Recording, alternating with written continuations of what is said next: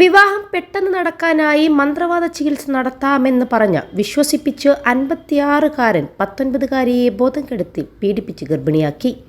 56-കാരന് കോടതി 16 വർഷ കഠിന തടവും 1,10,000 രൂപ പിഴയും ശിക്ഷ വിധിച്ചു.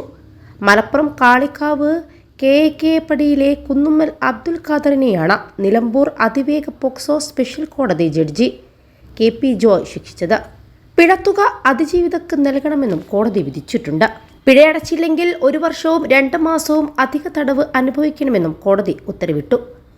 പെട്ടെന്ന് വിവാഹം നടക്കാൻ മന്ത്രവാദ ചികിത്സ നടത്താമെന്ന് വിശ്വസിപ്പിച്ചാണ് പ്രതി 19-കാരിയെ പീഡനത്തിനിരയാക്കിയത്.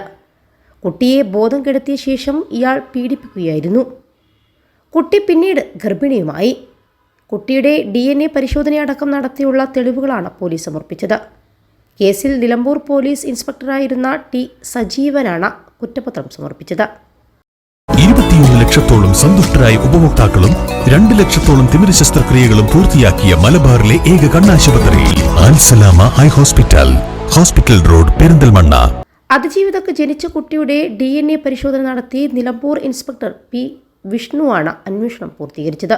ശാരീരികമായും മാനസികമായും അവശയായ അതിജീവിത വ്യക്തമായ രീതിയിൽ സംസാരിക്കാൻ കഴിയാത്ത നിലയിലാണെന്ന് കോടതിക്ക് ബോധ്യപ്പെട്ടിരുന്നു. ശിക്ഷ ലഭിച്ചതോടെ പ്രതിയെ തവനൂർ ജയിലിലേക്ക് മാറ്റിയിട്ടുണ്ട്.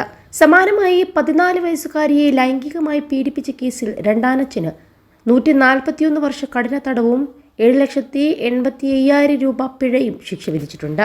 മഞ്ചേരി പോക്സോ കോടതിയാണ് തമിഴ്നാട് സ്വദേശിയായ പ്രതിയെ ശിക്ഷിച്ചത്.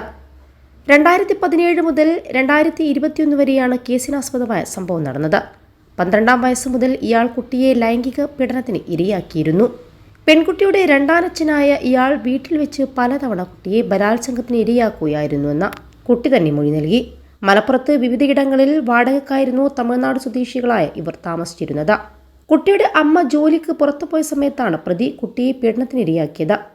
വിവരം പുറത്തു പറയരുതെന്ന് കുട്ടിയെ ഇയാൾ ഭീഷണിപ്പെടുത്തുകയും ചെയ്തിരുന്നു. പീഡന വിവരം പെൺകുട്ടി ഒരു കൂട്ടുകാരിയോട് പറയുകയും കൂട്ടുകാരി പറഞ്ഞതനുസരിച്ച് വിവരം അമ്മയോട് പറയുകയുമായിരുന്നു. തുടർന്ന് അമ്മ പോലീസിൽ പരാതി നൽകി. സംഭവത്തിന് ശേഷം കുട്ടിയെ നിർഭയ ഹോമിലേക്ക് മാറ്റിയിരുന്നു. കേസിൽ 12 സാക്ഷികളെയും 24 രേഖകളും പ്രോസിക്യൂഷൻ കോടതിയിൽ ഹാജരാക്കിയിട്ടുണ്ട്.